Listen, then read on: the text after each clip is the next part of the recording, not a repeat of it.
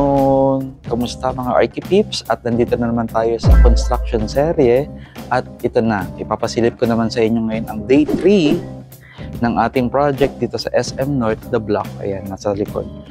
Okay, so for day 3, ang ginawa natin today, bago ko kayo ipakita yung site, is gumawa tayo ng permit. So, nag-asikaso ako ng permit. Hindi ko lang pwedeng ipakita sa inyo yung pag-aasikaso nun kasi pumupunta tayo sa mga offices dito sa SM North and madami-daming office yun. So, medyo hindi allowed yung video doon kaya hindi ko na pinasilip sa inyo. Pero anyway, ano yun, tumatakbo-takbo ko nun kanina at talaga nagmamadali ako kasi medyo late ko siya na file. Pero eventually, nakuha ko yung permit at ayun, nandun. Nagagamit na namin yung permit. So, isa sa mga permit na yun is the electrical tapping permit. Ayan. So, temporary electrical yun para makapag-power tools kami dun. Okay, so ngayon ay day 3 na. Ang date ay December 15. December 15, day 3. At ang accomplishment namin ay ito na. Kung kahapon is nagma-markings kami at kung ilan-ilan lang yung nakabit namin na fluted wall, ngayon medyo may mukha na siya. Ayan.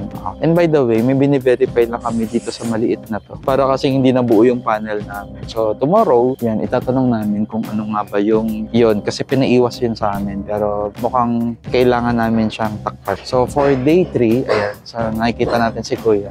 Hello po. Nag-layout siya ng ceiling. Ayan. Kasi meron kaming pattern dyan sa ceiling at yung gagawin namin dyan is paint lang naman siya. Pero may pattern. At ito na yung pinakapasad, mga Archipeeps. O, diba? May ano na siya, may mukha na siya. Kita niyo ba? Ayan. Diba? Isn't that great? Tapos pasok tayo. So by the way, ayan. So bukod sa ladder, gumamit kami dito ng scaffolding para sa endam yun. Ayan. So daan tayo dito. And by the way, pag sa kuha ng mga level, gumagamit kami ng laser. Ayan, yan yung ginagamit namin yung laser na yan. Ayan din yung ginagamit ni Kuya, pampantay sa ceiling. So ito na, ayan na yung mga fluted wall. And tomorrow, day 4, ito naman si green wall. Yan, yan naman ang mga papasok sa day 4 na. And dito sa loob, ayan, so nire-ready na natin yung 3D panel. And kasama natin ng poging-pogi. Si Sir Brian. Kaway ka naman dito, Sir Brian.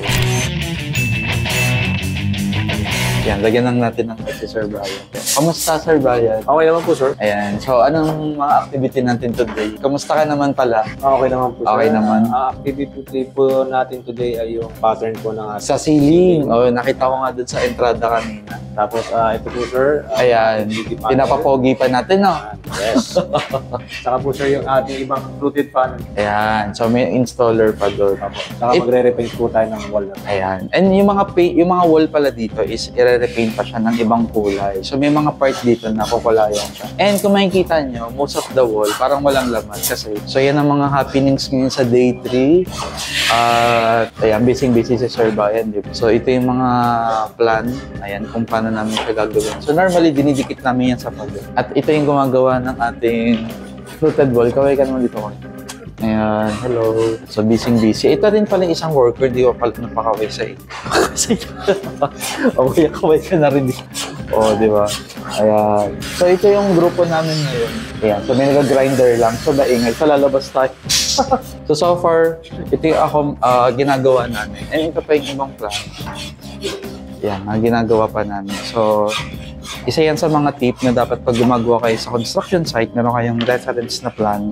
And laging coordination is the key. Yan. Tapos nakikipag-usap kayo sa admin all the time, sa engineering all the time, para synchronize kayo sa mga ginagawa nyo dito sa loob ng project. So for yan lang muna for now. And para alam nyo lang din, time check. Ngayon ay almost 1 a.m. Magto 2 a.m. na ata. Magto 2 a.m. Ayan, so labas tayo dito kasi medyo maingay. Okay, at kasama ko rin dito si Russell. Russell, kaway ka naman dito. Hello. Ayan, okay. Nagkakape yan kanina. O, diba? Saka nakakita nun, diba? Nagkakape sa loob ng site, sa loob ng mall. Ayan, ang cute. Parang nasa bahay lang. Dapat pala may airbed ka dyan. By the way, ito pala yung ginagawa naming tulugan. Yo! Ayan, yung mga part na yan. Diyan din ako umuupo pag nag-aantay at habang pinapanood ko sila na ginagawa nila yung accomplishment ko. Ayan, si Sir Brian. Puntahan natin. Dapat pointed yun. So, gagawa na lang ng paraan na yung mga pag-iwas na. Okay. Meron niya Ito yung mga gagawin natin dyan. At saka Ayan. na-irritate siya pag na mo na. So, yun yung ginagawa namin ngayon. Okay, so with that, kaway ka na lang dito for the last time, Sir Brian. Bye-bye. Ayan, update ulit namin kayo sa magaganap na day. Bye-bye.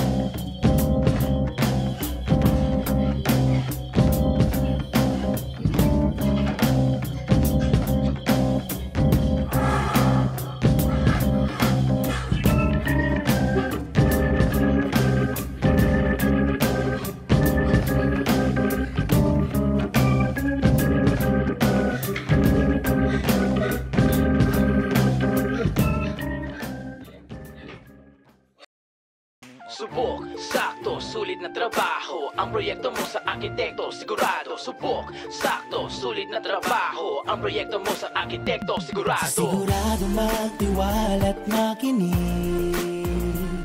Sigurado makipagkapit-isig.